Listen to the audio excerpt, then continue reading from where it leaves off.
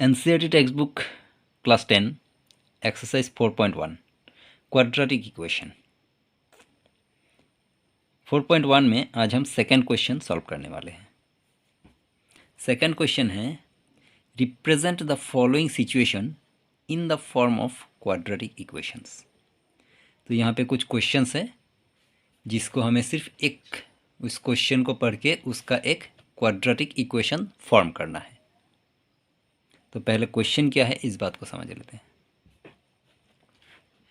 The area of a rectangular plot is 528 meter square. The length of the plot is one more than twice its breadth. We need to find the length and breadth of the plot. तो ये question है कि एक rectangular plot है जिसका ये है breadth और ये है length.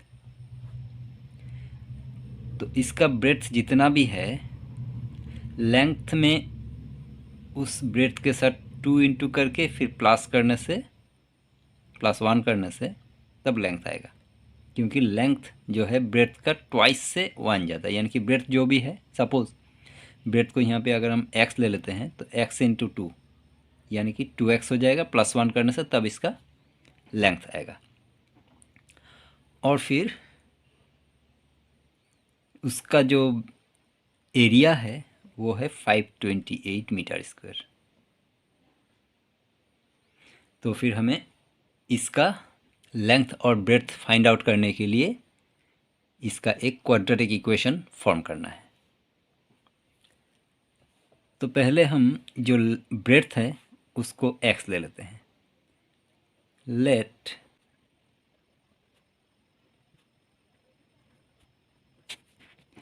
Breadth of the rectangle x metre, फिर length of the rectangle. Length of the rectangle जैसे मैंने कहा था कि ब्रेड्थ का ट्वाइस से 1 ज़्यादा, 1 मोर देन ट्वाइस इस ब्रेड्थ। ब्रेड्थ अगर x है तो इसका ट्वाइस हो जाएगा 2x और उसमें 1 ज़्यादा। ये हो गया ब्रेड्थ एंड ये लेंथ। अब area of rectangle. Area of rectangle जैसा कि हम जानते हैं कि लेंथ इनटू ब्रेड्थ। तो अकॉर्डिंग टू क्वेश्चन, जैसा कि क्वेश्चन में बताया गया है कि इसका एरिया है 528। अगर इसका एरिया 528 है तो ये हो गया length 2x + 1 multiplied by breadth. Length into breadth ये एरिया है, वैसे एरिया का इक्वल है 528, तो यहाँ पे हम 528 लिख देते हैं। अब इसको x से इन दोनों को मल्टीप्लाई करना है। x से 2x को मल्टीप्लाई करने से 2x² और फिर x से 1 को मल्टीप्लाई करने से 1x, यानी कि ओनली x, प्लस है तो प्लस x हो जाएगा। और ये 528 इक्वल के इस पर लेफ्ट में आ जाएगा तो -528 हो जाएगा इक्वल में, क्योंकि 528 यहाँ आ गया तो इधर कुछ बचा नहीं तो 0 ही रहेगा। तो ये हमारा क्वाड्रेटिक इक्वेशन फॉर्म हो गया ax² bx + c, इस फॉर्म में आ गया। तो अब इसको सॉल्व करके हम इसका लेंथ और ब्रेड्थ फाइंड आउट कर सकते हैं, लेकिन यहाँ पे बताया नहीं कि इसको लेंथ और ब्रेड्थ फाइंड करना, सिर्फ इसका इक्वेशन ही हमें फॉर्म करना था। तो इस तरह से हम क्वाड्रेटिक इक्वेशन फॉर्म करते हैं। तो ये सारे क्वेश्चंस इसलिए दिया गया है कि इसमें अभी हमें सिर्फ ये सीखना है कि ऐसे जो वर्ड प्रॉब्लम है उसमें से हम किस तरह से एक क्वाड्रेटिक इक्वेशन फॉर्म कर सकते हैं। इसके नेक्स्ट एक्सरसाइजेस में हमें क्वाड्रेटिक इक्वेशन फॉर्म करके उसे सॉल्व भी करना होगा। तो अब सेकंड क्वेश्चन देख लेते हैं। सेकंड क्वेश्चन है the product of 2 consecutive positive integers is 306। We need to find the integers. अब इसमें कहा गया है कि 2 कॉन्जिक्यूटिव पॉजिटिव इंटीजर। तो ये कॉन्जिक्यूटिव पॉजिटिव इंटीजर ये पहले समझना होगा हमें। कॉन्जिक्यूटिव इंटीजर यानी कि कॉन्टिन्यूअस, एक के बाद, सपोज 10 11।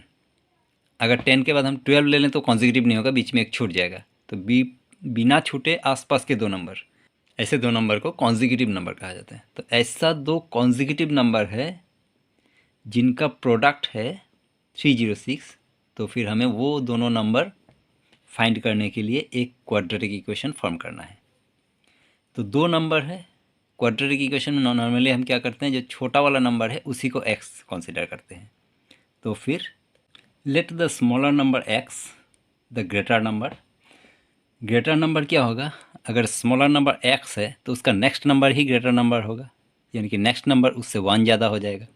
इसका मतलब greater number x plus 1। According to question कहा गया है कि इन दोनों का प्रोडक्ट है 306। तो फिर x into x plus 1, smaller number multiplied by greater number equal 306। अब यहाँ पे मल्टीप्लाई करना है x एंड x और x मल्टीप्लाई करने से एक्स स्क्वायर, x और 1 मल्टीप्लाई करने से x हो जाएगा, और 306 यहाँ पे आ जाएगा लेफ्ट में माइनस 306, तो फिर इक्वल में रह जाएगा 0। तो ये हमारा क्वाड्रेटिक इक्वेशन फॉर्म हो गया, x square plus x minus 306। Third question है, Rohan's mother is 26 years older than him. The product of their ages in years 3 years from now will be 360. We would like to find Rohan's present age. तो यहाँ पे दो लोग हैं, एक है रोहन और एक है रोहन्स मदर। तो रोहन का मदर का एज रोहन के एज से 26 ईयर्स ज़्यादा है प्रेजेंट एज, और आफ्टर 3 ईयर्स फ्रॉम नाउ यानी कि आफ्टर 3 ईयर्स, अब से 3 ईयर के बाद में रोहन का एज और उसका मदर का एज को अगर मल्टीप्लाई किया जाए तो उसका प्रोडक्ट हो जाएगा 360। तो फिर हमें फाइंड क्या करना है कि रोहन्स प्रेजेंट एज फाइंड करना है, और उस फाइंड करने के लिए एक क्वाड्रेटिक इक्वेशन फॉर्म करना है। तो इसमें दो लोग हैं, रोहन एंड मदर। जाहिर है रोहन छोटा होगा, तो फिर हम छोटे वाले रोहन का एज x ले लेते हैं कि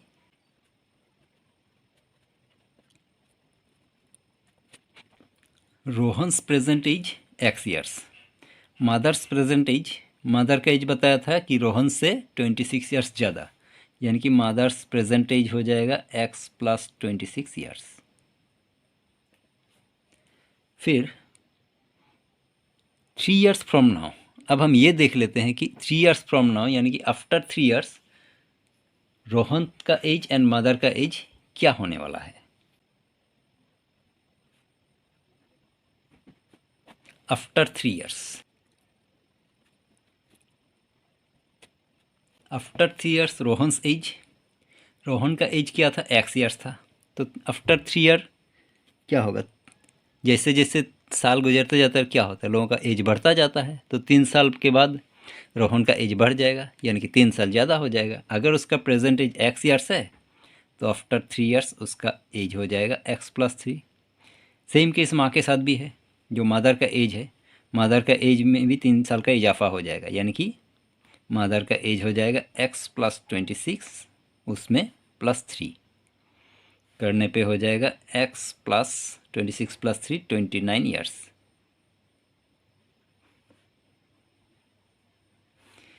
तो 3 साल के बाद आफ्टर 3 ईयर्स ये है रोहन्स एज एंड ये है मदर्स एज।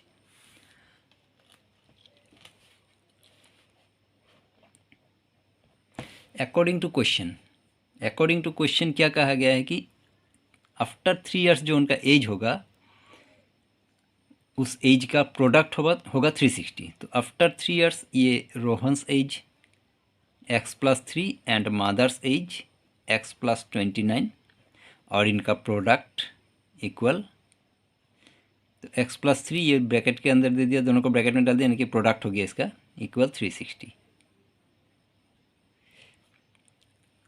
पहले तो मल्टीप्लाई करना है x से इन दोनों को, फिर 3 से इन दोनों को। पहले x से x को मल्टीप्लाई करने से एक्स स्क्वायर, फिर x से 29 मल्टीप्लाई करने से 29x, 3 से x को मल्टीप्लाई करने से 3x। यहाँ पे माइनस का कोई सवाल ही नहीं है, क्योंकि सारा का सारा जब पॉजिटिव होता है वहाँ पे माइनस कहीं आ ही नहीं सकता। तो इसलिए हम यहाँ पे साइन के बारे में ज़्यादा ना सोचें, क्योंकि सारा का सारा प्लस ही होगा। अब बचा 3 और 29 मल्टीप्लाई करना है, 3 और 29 मल्टीप्लाई करने से हो जाएगा 87। और ये 360 को अब हम लेफ़्ट में ले लेते हैं, -360, तो फिर इक्वल में 0 आ जाएगा। अब फिर इसमें x², ये 29x और 3x, ये दोनों लाइक टर्म है, दोनों में प्लस का साइन है तो प्लस ही करना पड़ेगा, 32x हो जाएगा। दोनों में प्लस है, प्लस 32x, और यहाँ पे अब माइनस आ गया 360 प्लस 87, तो प्लस माइनस माइनस करना होगा। 360 में से 87 माइनस करने से हो जाएगा 273, क्योंकि 360 बड़ा है उसके लेफ्ट में माइनस है, तो फिर -273 इक्वल 0। तो ये हमारा इक्वेशन आ गया ax² bx + c। रोहन का प्रेजेंट एज फाइंड करने के लिए ये क्वाड्रेटिक इक्वेशन हमारे पास है। अब इसको सॉल्व करके आगे रोहन का एज फाइंड किया जा सकता है। अब क्वेश्चन नंबर 4 में है, a train travels a distance of 480 kilometre at a uniform speed. If the speed had been 8 km/h less, then it would have taken 3 hours more to cover the same distance। अब इसमें ये कह रहा है कि एक ट्रेन है जो कोई भी एक यूनिफॉर्म स्पीड में चल रहा था और चलते हुए उसको 480 किलोमीटर का डिस्टेंस कवर करना था, लेकिन जो स्पीड में वो चल रहा था वो स्पीड में नहीं चल के अगर वो 8 km/h कम के स्पीड में चला होता तो फिर उतना ही डिस्टेंस यानी कि 480 किलोमीटर का डिस्टेंस कवर करने के लिए फिर से उसको 3 आवर्स का टाइम ज़्यादा लग जाता। तो फाइंड ये करना है कि उसका स्पीड क्या था। तो फिर हम स्पीड को x ले लेते हैं। Let speed of the train x km/h। अब हम दूसरा वाला स्पीड भी इसमें ले लेते हैं। जब ये कहा था कि उसका स्पीड अगर 8 km/h लेस हो जाए तो फिर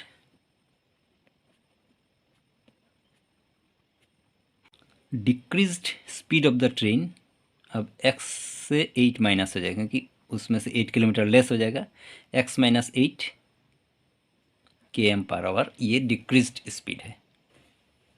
अब ये पहला स्पीड और ये दूसरा स्पीड, ये दोनों ही स्पीड में उसको डिस्टेंस 480 किलोमीटर का ही कवर करना है। तो फिर अकॉर्डिंग टू क्वेश्चन जो उसका सेकंड वाला स्पीड है जिसमें 8 km/h कम स्पीड में चल रहा है, उस स्पीड में उसको डिस्टेंस कवर करना है 480 kilometre. 480 kilometre distance by speed x - 8। Distance by speed करने से तब सेकंड सिचुएशन में उसका टाइम क्या है वो निकलेगा, और फिर पहला सिचुएशन में भी उसको 480 किलोमीटर ही जाना था, लेकिन इस बार स्पीड था x, और ये speed by distance by speed करने से यहाँ पे उसका पहले वाले का टाइम निकलेगा।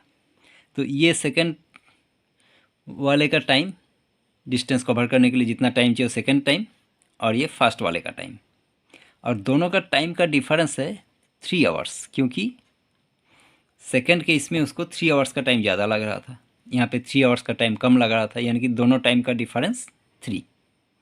अब इसमें से हम एक क्वाड्रेटिक इक्वेशन फॉर्म करते हैं। क्योंकि ये दोनों फ्रैक्शन में हैं तो फिर एलसीएम लेना होगा। तो एलसीएम में हम ये दोनों को ले लेते हैं, x एंड x - 8 मल्टीप्लाई करके x एलसीएम ले लेते हैं। तो ऐसे मल्टीप्लाई करके लेने से रूल क्या है कि एलसीएम है x और x - 8, तो इस एलसीएम में से x - 8 इसके पास है पर x नहीं है, तो जो नहीं है उससे इसको मल्टीप्लाई करना है। तो x से 480 को मल्टीप्लाई करने से 480x हो जाएगा।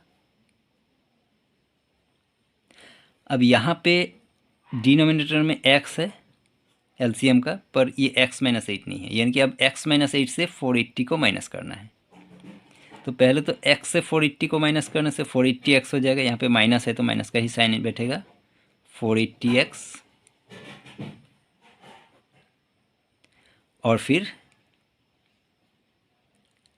अब 8 से 480 को मल्टीप्लाई करना है। 8 से 480 को मल्टीप्लाई करने से हो जाएगा 3840। अब यहाँ पे साइन देखना है, इसमें भी माइनस है इसमें भी माइनस है, यानी कि प्लस का साइन बैठेगा। इक्वल 3। एक स्टेप इसमें अब ये हो जाएगा कि +480x माइनस 480x ये दोनों कैंसिल हो जाएगा। यहाँ पे ऊपर बचेगा 3840 और यहाँ पे x से दोनों को मल्टीप्लाई करना है। x से x को मल्टीप्लाई करने से x² और x से 8 को मल्टीप्लाई करने से 8x इक्वल 3। अब यहाँ पे इधर भी फ्रैक्शन, यहाँ पे अगर 1 लिख लूँ इसके डिनोमिनेटर में तो ये भी फ्रैक्शन में है, तो फिर क्रॉस मल्टीप्लाई कर देना है। क्रॉस मल्टीप्लाई कुछ इस तरह से होगा, 3 से मल्टीप्लाई करना है x² माइनस 8x को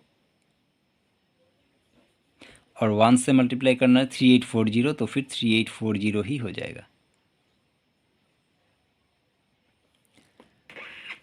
फिर अब 3 से दोनों को मल्टीप्लाई करना है। 3 से x² को मल्टीप्लाई करने से 3x² और 3 से 8x को मल्टीप्लाई करने से 3×8 = 24x और ये 3840 लेफ्ट में आके -3840 हो जाएगा इक्वल 0। तो फिर ये हमारा quadratic equation ax² + bx + c quadratic equation ये फॉर्म हो गया। तो यही था क्वेश्चन नंबर 2 का solution. Thank you very much.